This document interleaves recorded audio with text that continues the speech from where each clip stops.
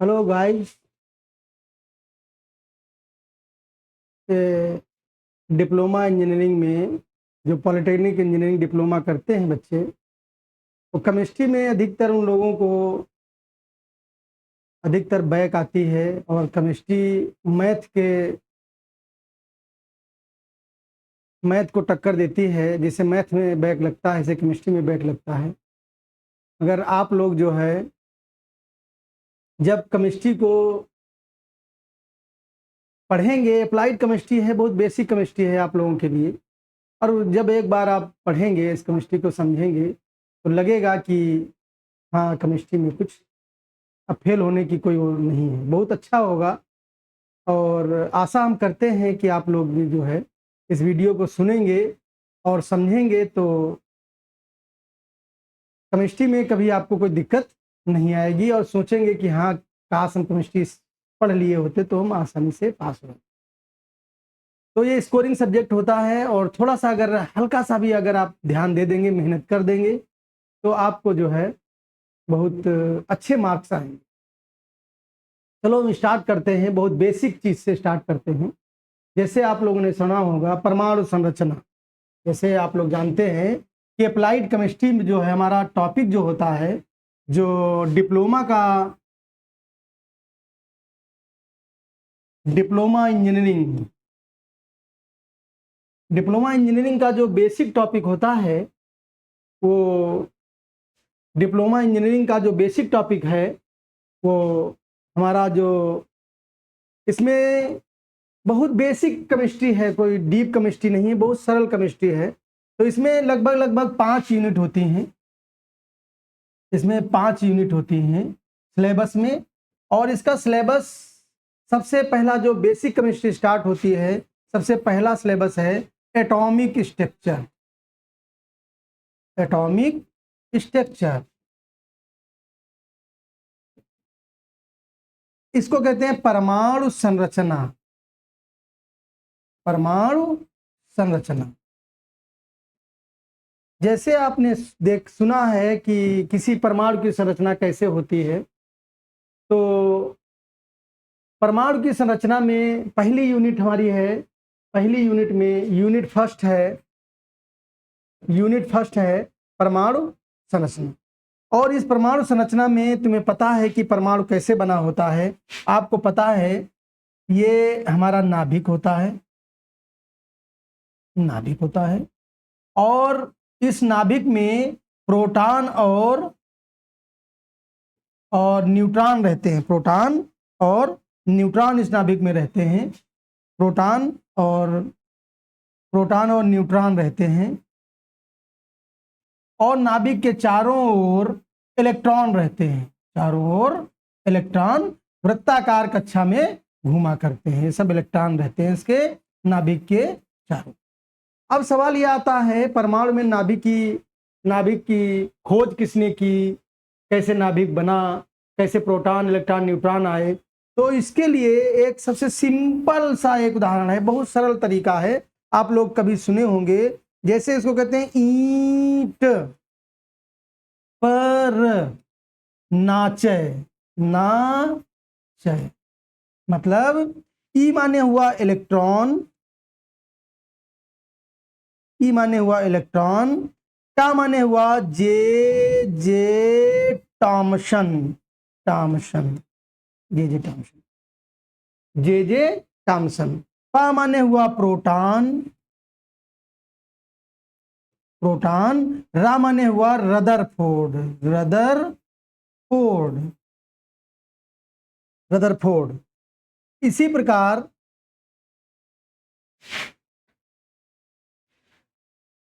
अब ना माने हुआ न्यूट्रॉन, न्यूट्रॉन, न्यूट्रॉन। और चय माने हुआ चैडविक, चय माने हुआ हमारा चैडविक। इन्होंने इसकी खोज की। तो इलेक्ट्रॉन की खोज किसने की? जे जे टॉमसन ने। प्रोटॉन की खोज किसने की? रदरफोर्ड ने। और न्यूट्रॉन की खोज की चैडविक ने। रदरफोर्ड भी कह सकते हो और इस तरीके से इनकी खोज की गई, इलेक्ट्रॉन, प्रोटॉन और न्यूट्रॉन। अब सवाल ये आता है कि ये नाभिक में, हमें मालूम है कि प्रोटॉन के नाभिक में न्यूट्रॉन, ये हमारा नाभिक है, इसमें क्या होता है, न्यूट्रॉन और प्रोटॉन, और इसके चारों ओर जो होते हैं ये होते हैं इलेक्ट्रॉन, चारों ओर इलेक्ट्रॉन, प्रोटॉन और न्यूट्रॉन होते हैं, चारों ओर इलेक्ट्रॉन रहते हैं। अब इन पर आता है, सबसे पहली चीज आती है इलेक्ट्रॉन को कैसे हम प्रदर्शित करते हैं। तो इसका सिंबल होता है, प्रदर्शित कैसे करते हैं हम लोग इसको। इलेक्ट्रॉन को हम E से प्रदर्शित करते हैं और इस पर एक माइनस चार्ज लगा देते हैं, -1। और प्रोटॉन को जो है हम P से डिनोट करते हैं और इस पर एक प्लस चार्ज लगा देते हैं।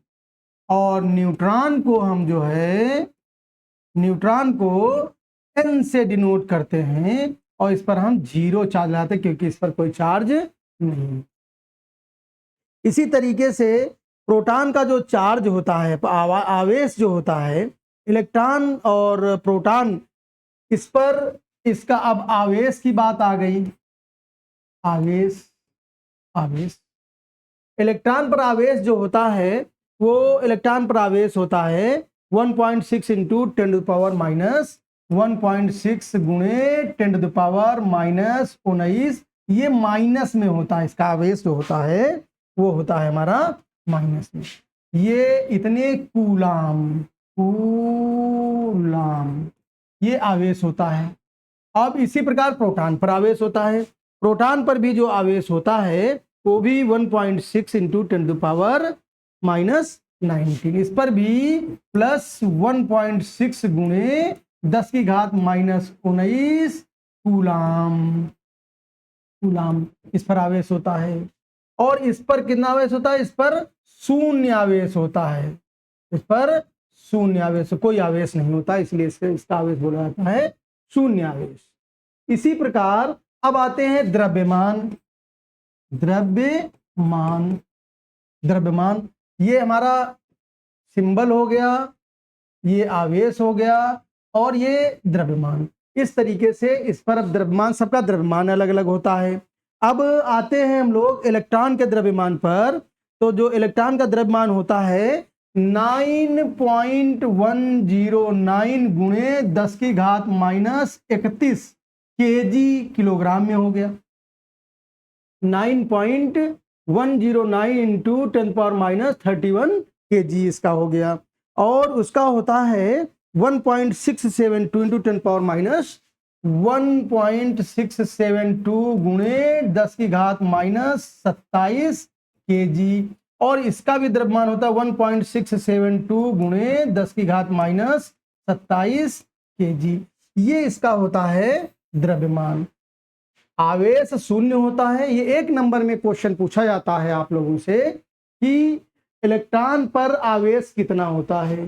तो इलेक्ट्रॉन का आवेश आपको पता है 1.6 गुणे 10⁻⁻19 कूलाम। और प्रोटॉन पर आवेश देखिए प्लस लगा हुआ है, प्रोटॉन पर आवेश पर ये हमने प्लस लगाया है क्योंकि प्रोटॉन पर +1 होता है, तो इसीलिए प्रोटॉन का आवेश इतना होता है। प्रोटॉन का आवेश कितना होता है 1.6 गुणे 10⁻⁻19 कूलाम। और न्यूट्रॉन माने न्यूट्रल माने होता है शून्य, इसका आवेश होता है। शून्य आवेश होने के कारण ये हमारे नाभिक में ही रहते हैं। तो नाभिक में न्यूट्रॉन और प्रोटॉन हुए, इलेक्ट्रॉन हुए। तो इस तरीके से इनको प्रदर्शित करते हैं E- P+, 1+ और न्यूट्रॉन पर 0, इसीलिए इसका आवेश शून्य होता है 1.6 × 10⁻⁻19 कूलाम प्रोटॉन का आवेश। इलेक्ट्रॉन का आवेश 1.6 × 10⁻⁻19 कूलाम।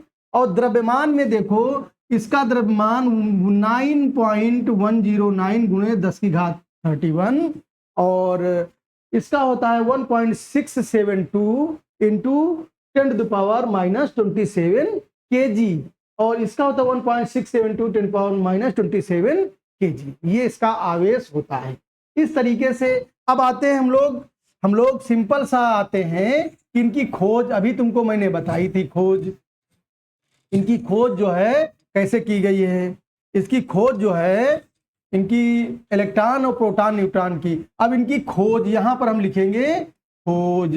ईट हमने बताया था ना, J Thomson, THO Thomson, J Thomson ने इसकी खोज की।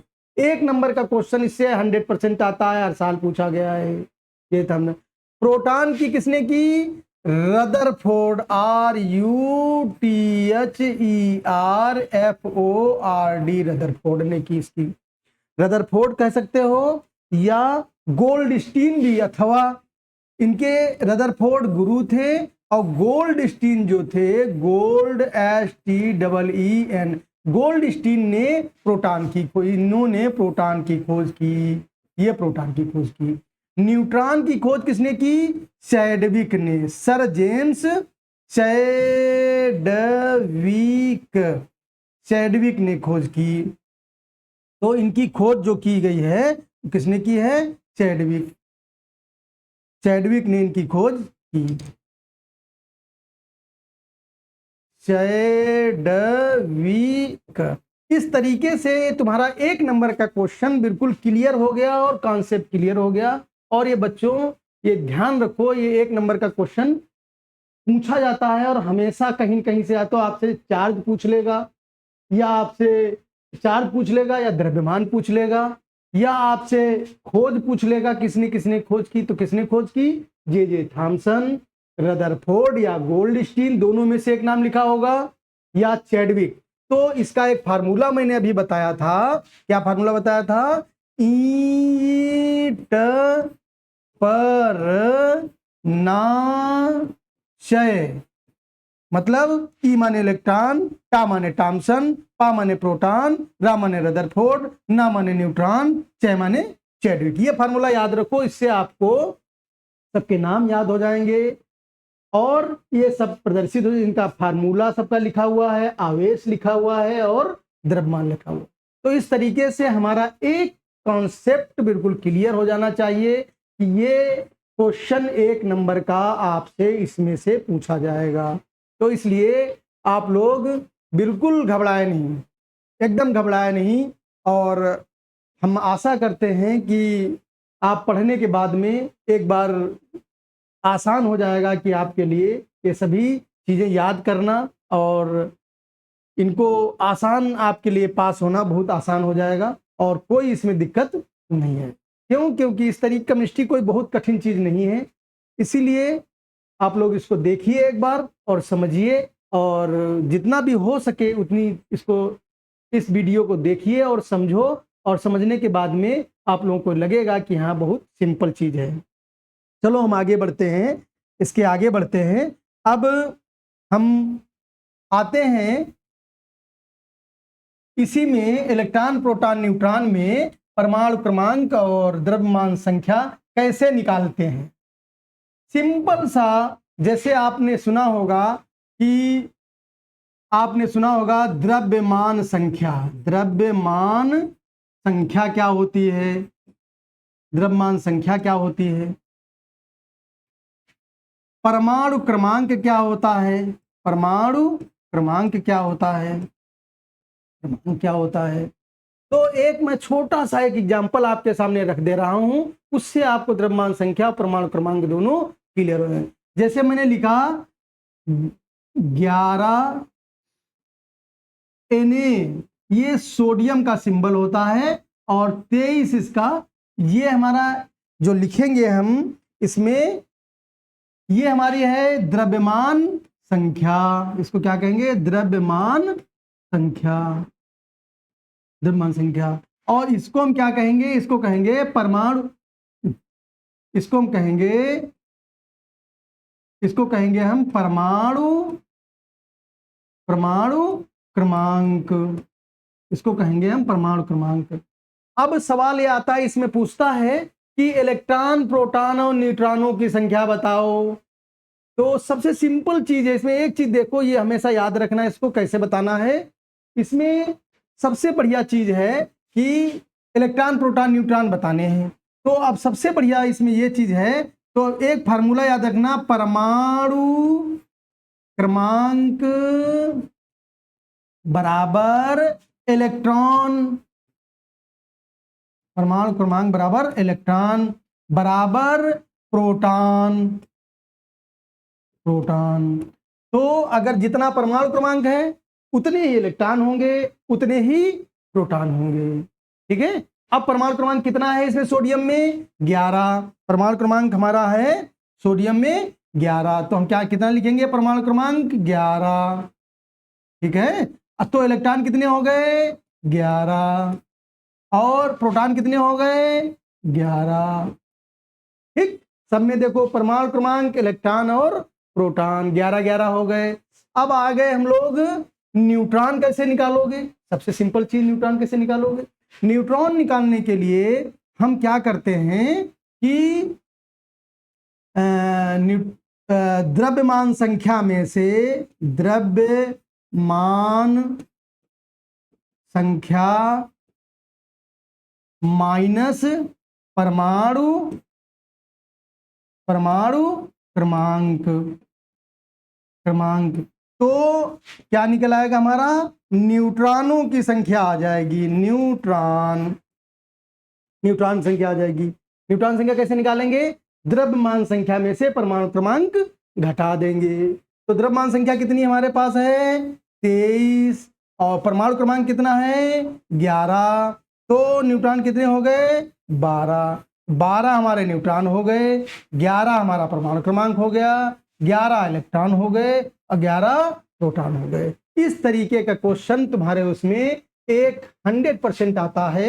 एक ये क्वेश्चन तुम्हारे पेपर जो आता है, बीटीई बोर्ड का जो पेपर आता है, उसमें एक क्वेश्चन इस तरीके का दिया होता है। इस उदाहरण के जरिए से आपको द्रव्यमान संख्या, परमाणु क्रमांक आसानी से निकालने में सुविधा हो जाएगी। आप अब हमें लगता है आप समझ गए होंगे, और इसमें आसानी से आप 11 Na माने सोडियम का सिंबल होता है Na।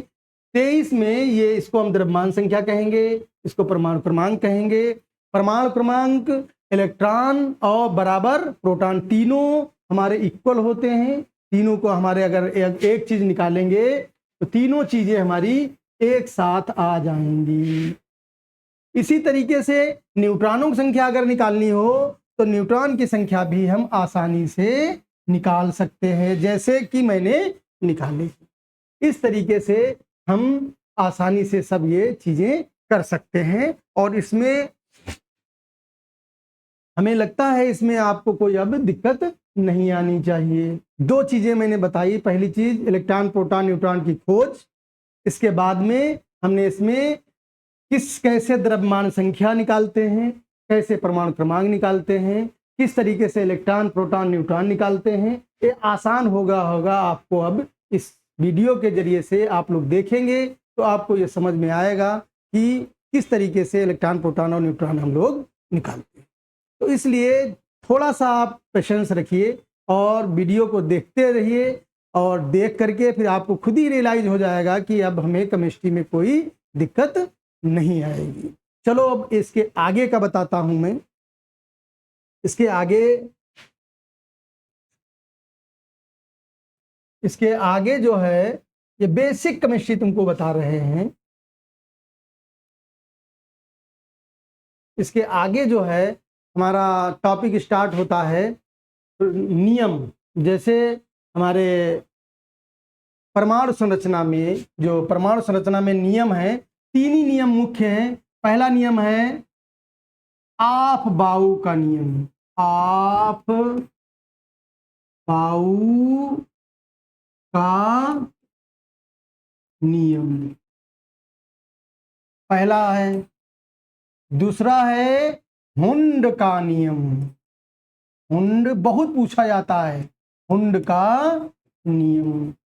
और तीसरा है पाउली का अपवर्जन नियम, पाउली का अपवर्जन नियम, पाउली का अपवर्जन नियम। अब ये 3 नियम आपको मैंने बताए हैं। इन 3 नियम में से एक नियम 100% पूछा जाता है, 100% एक नियम 2 नंबर का आता है इसमें से। तो सबसे पहले हम आपबाऊ नियम बताएंगे आपको। क्या है आपबाऊ नियम? देखो आपबाऊ नियम क्या है हमारा।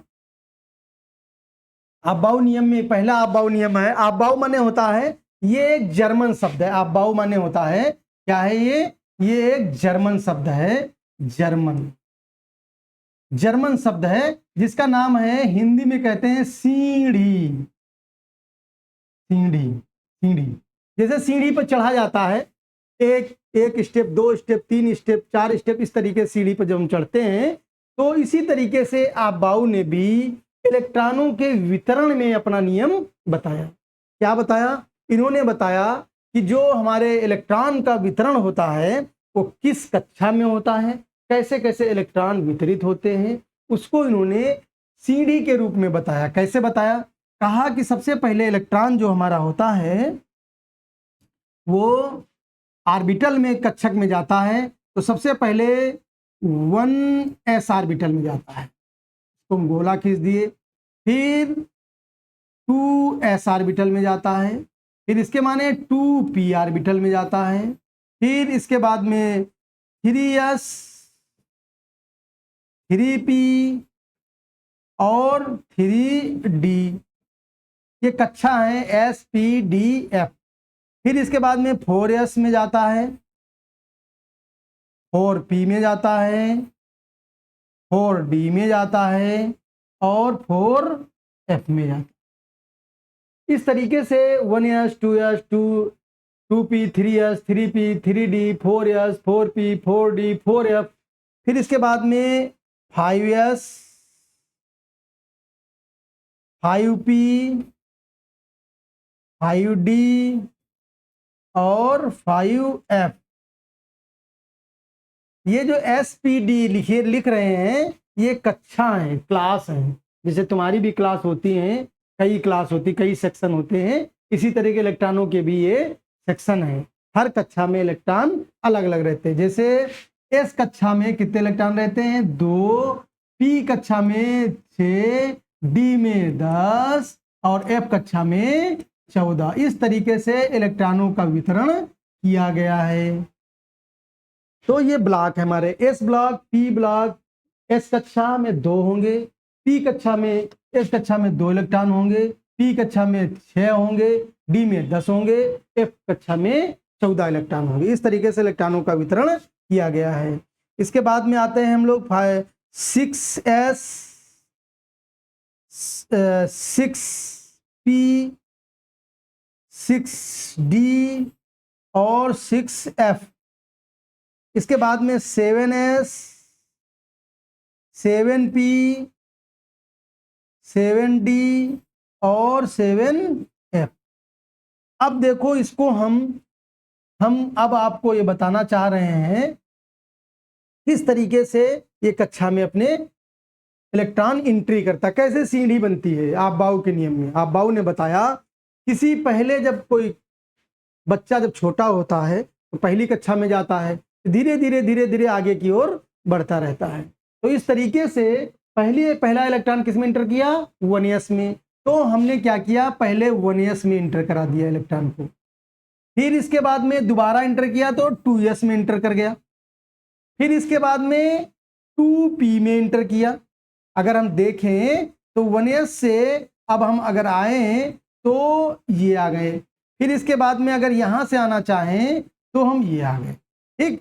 फिर इसके बाद में 3s के बाद में 3p, 4s। फिर इसके बाद में किस में आएगा? 3d, 4p, 5s। फिर किस में आएगा? 4d, 5p, 6s। फिर 4f, 5d, 6s, 6p और 7s। इस तरीके से इलेक्ट्रॉन का वितरण होता है। तो अब इलेक्ट्रॉन, आपबाऊ ने यही बताया था कि इलेक्ट्रॉन पहली कक्षा में प्रवेश करेगा। ये कौन सी कक्षा है? प्रथम कक्षा। ये कौन सी है? प्रथम कक्षा। प्रथम कक्षा में इलेक्ट्रॉन इंटर किया और फिर जैसे जैसे आगे के इलेक्ट्रॉन बढ़ते जाएंगे और कक्षा में अपने प्रवेश करते चले जाएंगे। तो अब इनका अब्बाऊ ने बताया कि सबसे पहले 1s में इंटर किया, फिर 2s में इंटर किया, फिर 2p में इंटर किया, फिर 3s में इंटर किया, फिर 3p में, फिर 4s, 3d, 4p, 5s, 4d, 5p, 6s, 4f, 6, 5d, 6p, 7s, इस तरीके से हमारे इंटर। अब देखो इसको हम अब बताना चाह रहे हैं आगे आपको कि किस तरीके से इलेक्ट्रॉन, जैसे हमने कहा सबसे कम एनर्जी किसकी होगी, सबसे कम एनर्जी जो होगी वो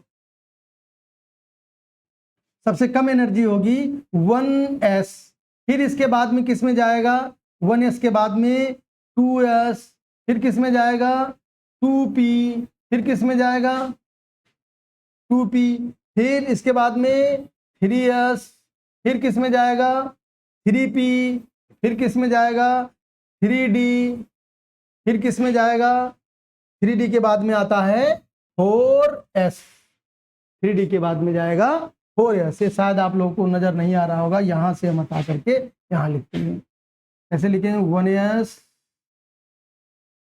2s, 2p, 3s, 3p, फिर 4s, 4s के बाद में आ जाएगा 3d। चलो मैं इतना ही लिखता हूं। ये इलेक्ट्रॉन इस तरीके से 7s तक एंट्री करेगा, 7s तक आ जाएगा। तो हमारा इलेक्ट्रॉनों का बढ़ता हुआ क्रम। तो आपको मैंने इसके पहले ही बताया था कि s कक्षा में कितने इलेक्ट्रॉन रहते हैं 2, p में कितने इलेक्ट्रॉन रहते हैं 6, d में कितने रहते हैं 10, f में कितने रहते हैं 14। इस तरीके से अफबाऊ ने अपना नियम बताया कि अफबाऊ एक जर्मन शब्द है जिसका नाम है सीढ़ी। जैसे 1s में प्रथम कक्षा में इलेक्ट्रॉन इंटर किया, इसके बाद में द्वितीय, तृतीय, इस तरीके से आगे की ओर बढ़ता चला गया। तो किसी भी तत्व का इलेक्ट्रॉनिक विन्यास करना हो तो अफबाऊ नियम के हिसाब से हम आसानी से कर सकते हैं। जैसे हमने सोडियम का करना है, हमें सोडियम Na का कितना परमाणु क्रमांक होता है 11, तो 11 का इलेक्ट्रॉनिक विन्यास करना है तो 1s2, फिर इसके बाद में कौन सा आएगा 2s2, फिर कौन सा आएगा 2p में कितने इलेक्ट्रॉन बताया मैंने 6, और फिर इसके बाद 6 और 4 10, और फिर 3s1। This is the configurations of the sodium का इलेक्ट्रॉनिक कॉन्फ़िगरेशन हमारा कंप्लीट हो गया। इस तरीके से सोडियम का इलेक्ट्रॉनिक कॉन्फ़िगरेशन होता है। सपोज दैट हमें करना है स्कैंडियम कितना होता है इलेक्ट्रॉनिक 21 का करना है हमें। तो 21 का अगर करना है मेरे इलेक्ट्रॉनिक कॉन्फ़िगरेशन तो क्या करेंगे, सबसे पहले 1s2, 2s2, 2p6, 3s2, 3p6, 4s2 और 3d में कितना जाएगा देखो 10, 10, 20 और 1 21। इस तरीके से हमारा इलेक्ट्रॉनिक विन्यास। तो क्या होता है 1s2, 2s2, 2p6, 3s2, 3p6, 4s2, 3d1। 3d में क्या आता है हमारा पर, यहाँ पर 3d में 1 आता है 3d1, 3d। इस तरीके से हमारा इलेक्ट्रॉनिक कॉन्फ़िगरेशंस स्कैंडियम, सोडियम से लेकर स्कैंडियम से सभी का हम आसानी से, इसी को कहते हैं अफबाऊ का नियम। अगर आपको परीक्षा में आता है अफबाऊ नियम क्या है तो आपको लिखना है अफबाऊ नियम के अनुसार। अफबाऊ एक जर्मन शब्द है जिसके द्वारा किसी भी परमाणु का इलेक्ट्रॉनिक विन्यास हम आसानी से कर सकते हैं। और उसमें इलेक्ट्रॉनिक विन्यास में करने के लिए जो अफबाऊ ने अपना नियम दिया था एक सीढ़ी के समान दिया था। जिस तरीके से पहली कक्षा में एंट्री करेगा इलेक्ट्रॉन, फिर धीरे धीरे आगे की ओर बढ़ता चला जाएगा। और जिस तरीके से मैंने सोडियम का करके बताया, आपको स्कैंडियम का करके बताया, इसी तरीके से अफबाऊ नियम का करते हैं। अब इसमें कुछ कंपाउंड ऐसे हैं, कुछ यौगिक ऐसे हैं जो अफबाऊ नियम का पालन नहीं करते हैं। तो वो यौगिक कौन कौन से हैं जो अबाउ नियम का पालन नहीं करते हैं। तो देखो उसमें भी हम आपको बता देते हैं जो अबाउ नियम का पालन नहीं करते हैं कौन कौन सा है। पहला यौगिक है क्रोमियम। पहला यौगिक है क्रोमियम Cr। क्रोमियम का 24 होता है और कापर का होता है 29। ये आफबाउ नियम का पालन नियम का पालन नहीं करते हैं। ठीक, ये अबाउ नियम का पालन नहीं करते। क्यों? क्योंकि क्रोमियम की लास्ट में जो इलेक्ट्रॉन होते हैं वो दूसरे ऑर्बिटल में चले जाते हैं, दूसरी कक्षा में चले जाते हैं, इसलिए ये अबाउ नियम का पालन नहीं करते हैं। तो अधिकतर तुमसे क्वेश्चन इन्हीं दो से पूछा जाता है, क्रोमियम हो या कापर हो। परीक्षा में यही दो मिलते हैं, क्रोमियम मिले या कापर मिले। तो अब देखो हम क्रोमियम का करके आपको बता रहा हूं कैसे क्रोमियम का किया जाता है। क्रोमियम का इलेक्ट्रॉनिक विन्यास किस तरीके से किया जाता है ये मैं आपको बता रहा हूं। अब इसको हम रफ करके अभी बताता हूं क्रोमियम का।